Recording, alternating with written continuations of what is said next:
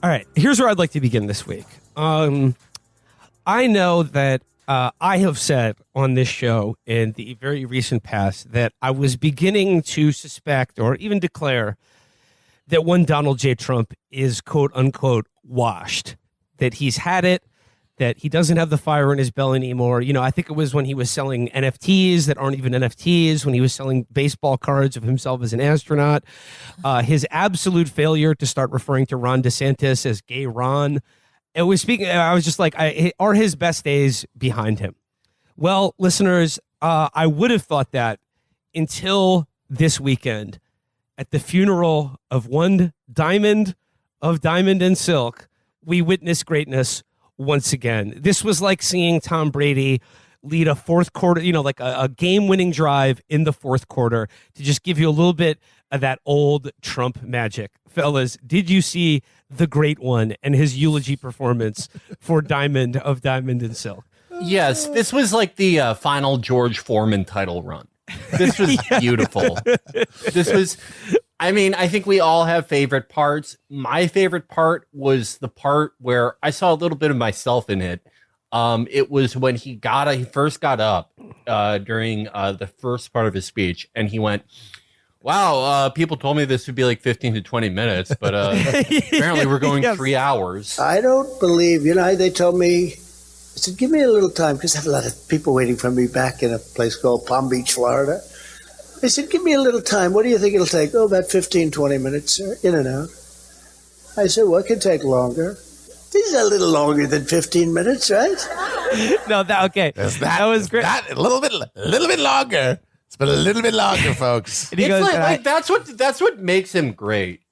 Most people will kind of have a thought like that, but due to social conditioning and like basic morality, their own inner voice will go, you piece of shit, like why are you thinking that, like someone just died?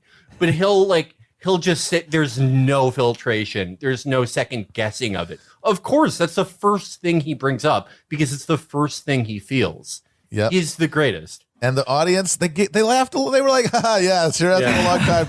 Yes, sir. Sure. Yeah, we're sorry for boring you.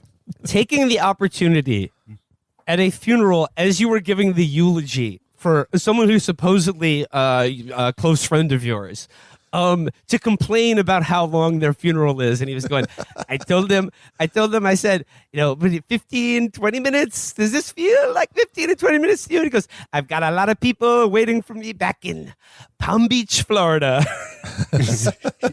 Okay, that was, and then there's footage of him sitting on the dais looking bored as shit, like checking his watch and shit as other people are speaking, just eyes rolling in the back of his head. But the other bit of Trump greatness at this memorial service was him doing his Ruth Bader Ginsburg. This is the first I'm hearing of this about Silk. We have another star who is equal to, but she stepped up and she is different. I'm serious. I thought I knew them both. I didn't. I knew Diamond, but I didn't know Silk at all. I just learned about Silk. You're fantastic. You're going to carry on beyond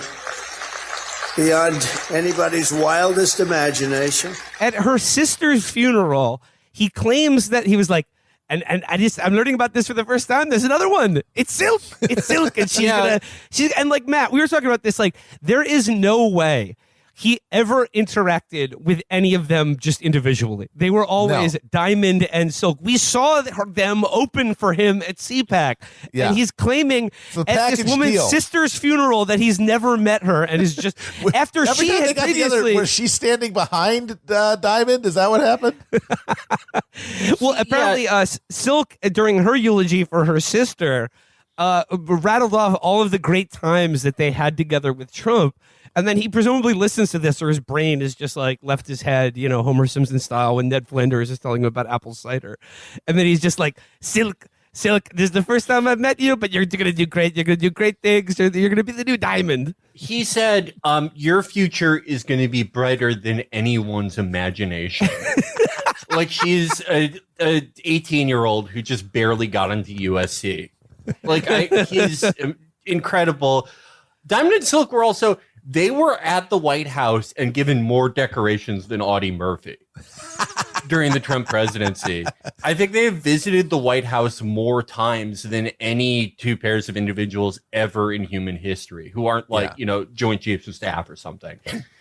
The idea that like he never met I don't know how he got there. I legitimately don't, but it's one of those things. It's one of those little parts of his game that makes me say Ron DeSantis it's not going to be him. I still don't know if it's going to be Trump, but it's not going to be Ron. Because it's a chaotic X factor that nobody else can replicate because nobody else is programmed that way. There's like a restrictor plate in your brain of most people, including people who are going to run for office, including Ron the suck ass, to not complain about how long the service is at a televised funeral. Let's put it into political terms. What is the thing that made L. Ron the fat ass vote for TPP versus Trump, who innovated a new presidential economic policy of like guaranteeing a bull market for at least like 3-4 years by threatening to dox the head of the Federal Reserve?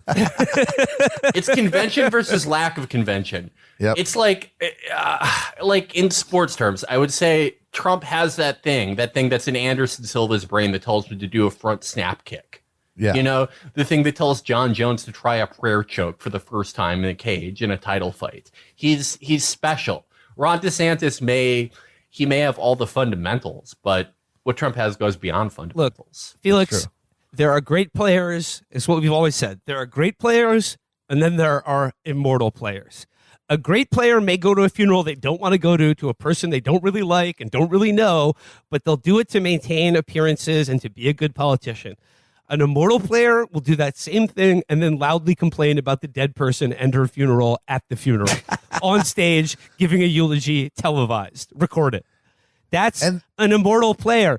And, Matt, we were talking about this, like the way the audience just ate it up. Yeah. And this is what traditional analysts don't understand about Trump's greatness and his immortal legend status. The more he treats the people who believe in him like the dumb, thoughtless pigs they are, the more he acts like a rude, thoughtless pig to them, as you said, Matt, it's about permission. In the figure of the leader, it gives them permission to be the version of themselves that they've always known they were and always wanted to be, but heretofore no politician, certainly not Ron Suckass, is giving anyone. Look, he's giving you permission to hate gay people and trans people, but he's not giving you permission to be a rude, thoughtless pig to the people closest to you in your life, like those that would show up to your funeral. Yeah. The ultimate license. And he's giving you the keys to fucking emotional Ferrari. To just go out there and open her up. Emotional Ferrari, yeah. That's exactly it. It's like the Autobahn. There are no speed limits on the emotional highway. See what you can do. But I do want to talk a little bit more about Diamond's funeral. First of all, was I aware that they were sisters?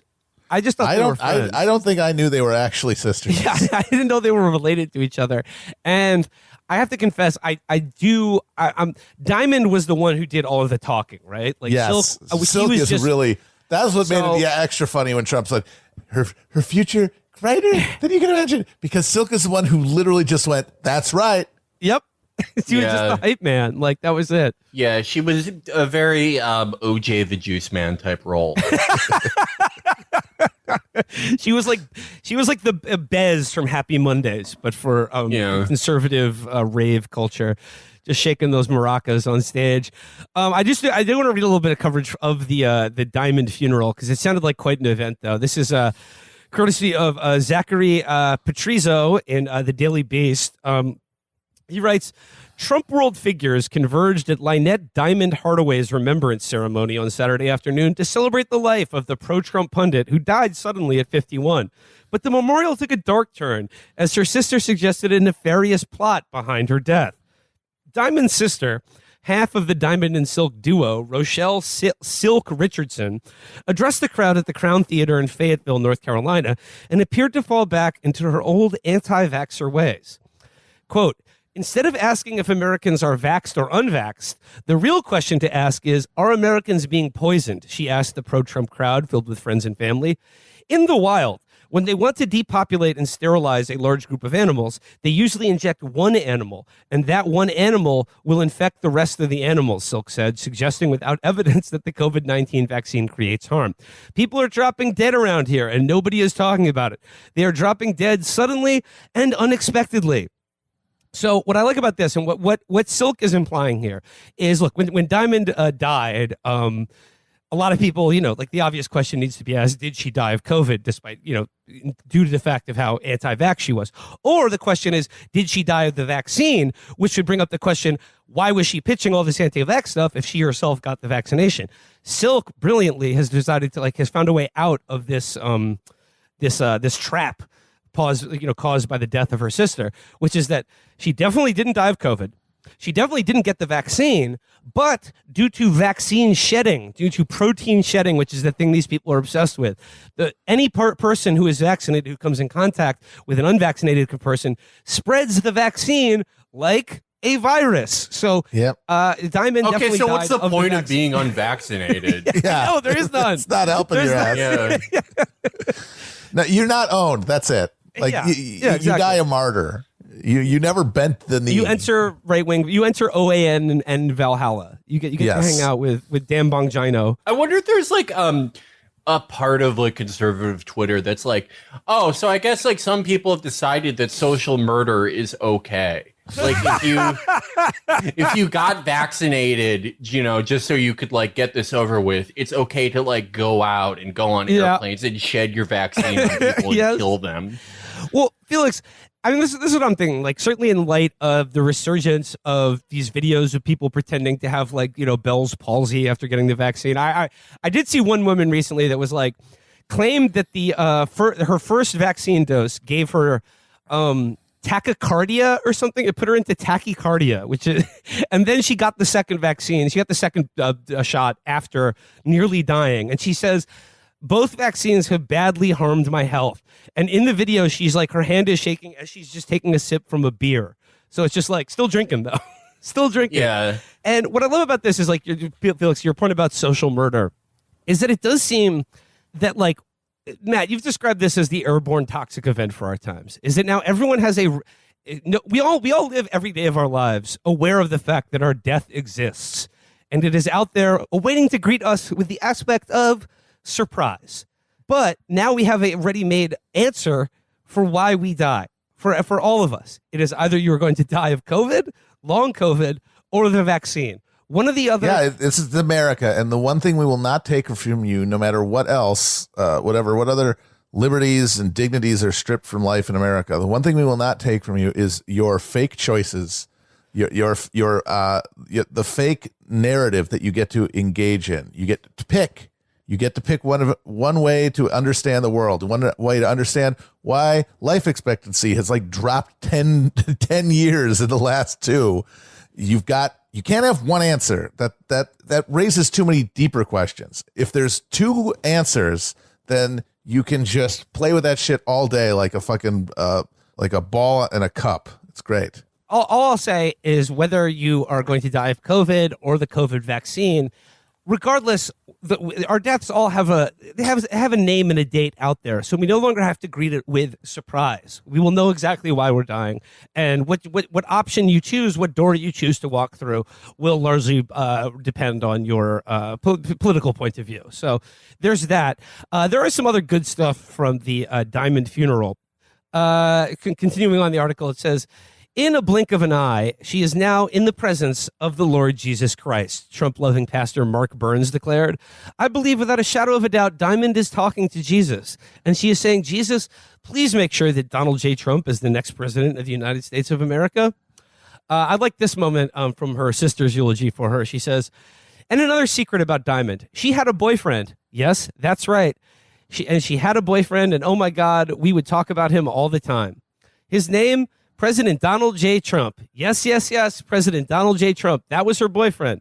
Ham added that Diamond's side piece was Mike Lindell. Oh, I guess that wasn't Silk. That was a Ham. But her side piece, her boyfriend was Donald Trump, and her side piece, that's right, Mike Lindell. But apparently, no, this is Silk was mad apparently at the North Carolina Sheriff's Department. This is interesting. And Silk says, to the Hoke County Sheriff's Department, you have a rotten apple in the bunch, Silk said. While the body is still warm on the kitchen floor, you don't overstep the next of kin, then try to barge into my home that I pay the bills for illegally with no warrant to retrieve my sister's dead body. You don't push yourself onto someone and then say, don't touch me, she continued. Silk, who has long called for handcuffs to be removed from police, then pledged to file a complaint against the North Carolina Police Department ASAP, adding, just because you are dressed in blue doesn't mean you get to abuse the power you think you have. So I applaud Silk for coming. I got to say that I was surprised, out of all the things we could remove from police officers, handcuffs wasn't the one that I would have chosen first. But I mean, I guess like there's some beef over the claiming the body, or that the sheriff's department was rude to. I can't imagine a North Carolina sheriff's deputy being rude to anyone. Yeah, especially not a black woman. Yeah. But she says they've got a rotten apple in their bunch down there in the Hoke County Sheriff's Department. It's tough when your desire to support the boys in blue and your need to get somebody fired when you're pissed off collide like that.